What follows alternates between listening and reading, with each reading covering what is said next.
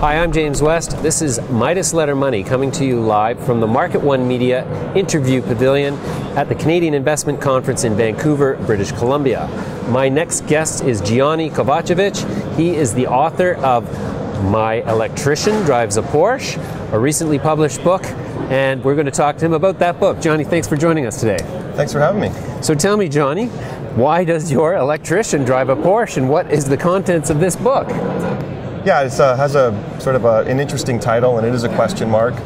And it's a story about commodities in general, but we don't get into that until we're way down the path in the book. And it effectively is the journey of a Generation Xer who's an electrician and his family doctor who's a baby boomer. And they cross paths and they kind of help each other. The electrician's helping the doctor renovate, and they talk stock. They love to talk about investments and stocks and what's good, what's bad. And slowly the doctor is sort of mystified because his electrician leaves one day driving a Porsche. He goes out of his mind and he sort of wants to know, how did this come to be?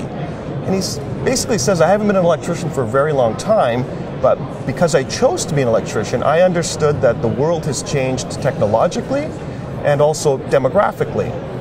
And the story takes place between Seattle and Vancouver, which is arguably the world capital of technology, Seattle, one of them, and one of the world capitals of resource companies, Vancouver.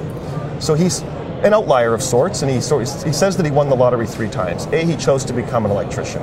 B, he did it between Seattle and Vancouver, so sort of at the right place at the right time. And he also had this experience in sort of mid-1990s to the early 2000s. So during the technological revolution, where everyone bought their first computer, you had the wireless revolution, the deregulation of the telecommunications industry. And so because he was an electrician, he understood the upstream and downstream requirements of the building block of all of it, copper and commodities. I see. So it's a work of fiction that basically contemplates philosophically and from an investment standpoint some of the key aspects of economic integrity and well-being. Yeah. It's also you can look at it as sort of looking at it from a historical point of view.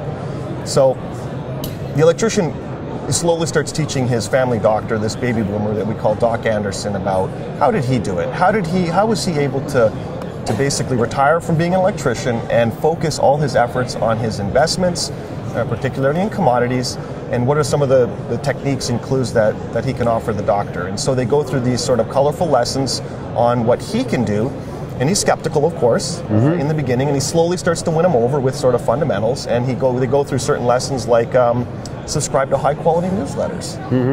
You may not know everyone, but those guys, they know their sectors, and they know them well, and you want to support them. And as he says, if you pay peanuts, you get monkeys. You cannot pay $1 for your investment advice. Right. You also need to be a participant, so you need to travel, you need to get a passport, you need to attend world-class investment conferences, which is what they do. And then they meet people along the way, people in the industry, and it's always pertaining to the sort of the longest trend in history, the ascent of man, more people consuming more things. So looking back at history to give you clues to the future, and we use China because of the largest population in the world, and we've had this massive migration of people that are starting to participate in basic progress. And what are the ramifications of that? Okay, so then who is your target audience? Who would this book appeal to? This book is going to appeal to people that already follow commodities and they want to look at it from a different perspective. So they'll be intrigued probably from page 1.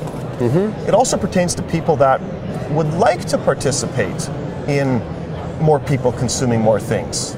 We also talk about the sort of some of the maybes that could happen in the future. We don't know. There are people out there that do not believe we're going to have rapid population growth because many countries around the world don't have the birth rates like they used to. You also look at things like new technology is not so electricity intensive.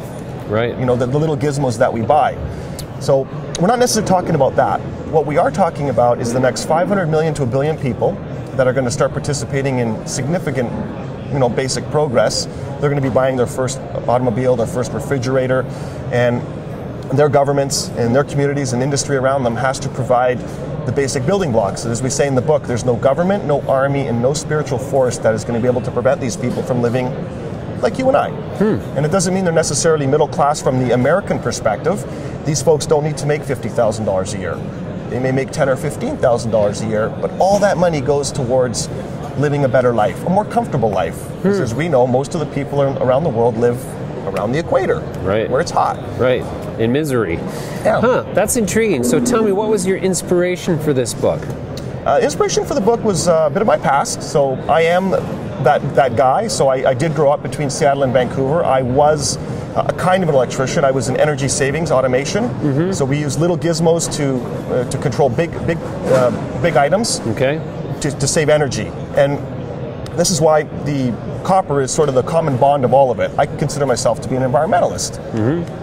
So does the people in the book. There's a mining tycoon that we don't name, but he's in the book, and he says, I'm the greatest environmentalist in the world. I believe in a world where we're not going to burn any fossil fuels. But this is only possible with more copper. The greener and cleaner we create energy, the more that is demanded of copper. Copper is the building block.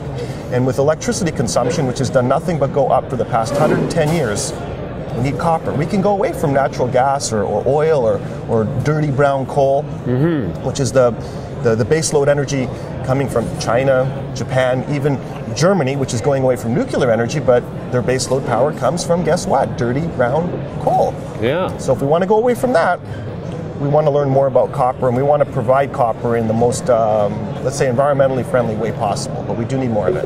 Okay, so this book is predicated largely on your personal experiences and your vision of the future. So to what degree would you consider this book autobiographical?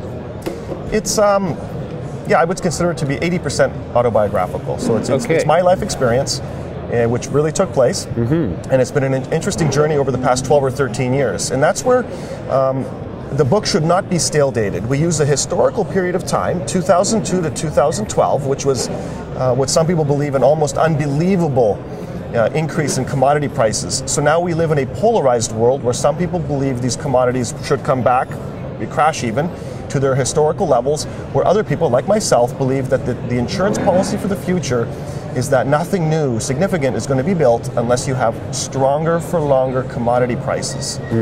And will the demand be there? I believe that with more people consuming more things, there will be demand. Okay, great. Reliable demand. Sure. Okay, so where can our viewers buy this book? The book is being launched in the summer of 2014. And right now we're taking pre-orders on my website. People can pay with PayPal. They can also mail us a check. But I think that's the easiest way for people, and it's on my website at kovacevic.com, KOVACEVIC.com. Okay, intriguing. I'm sufficiently intrigued that I'm actually going to read the book. I'd like to thank you for joining us today. Thank you so much for having me. My guest today was Gianni Kovacavic. He is the author of My Electrician Drives a Porsche. Gianni, thanks for joining us today. Wish you all the luck in the future. Thank you so much.